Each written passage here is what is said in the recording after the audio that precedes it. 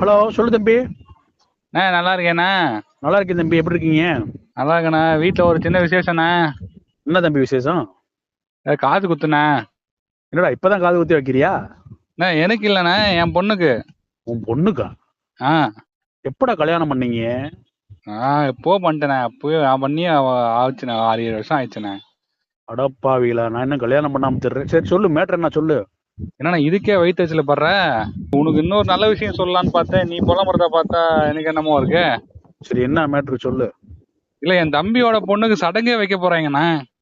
சடங்கா? ஆ எப்பா சாமி, ஒரு நிமிஷத்துக்கு எனக்கு நெஞ்சு வடிக்குதுடா சாமி. போனை வச்சிருங்கடா சாமி. என்ன ஒரே ஒரு நிமிஷம், ஒரே ஒரு பண்ணிட்டு போனேன். சொல்லுங்க தம்பி. எனக்கு இன்னொரு குழந்தை பிறந்திருக்கு. அதுக்கு ஏதாச்சும் வாயில் நுழையிற மாதிரி ஏதோ ஒரு நல்ல பேர் சொல்லிட்டு போனேன். வாயில் நுழையிற மாதிரியா? ஆமாண்ணே.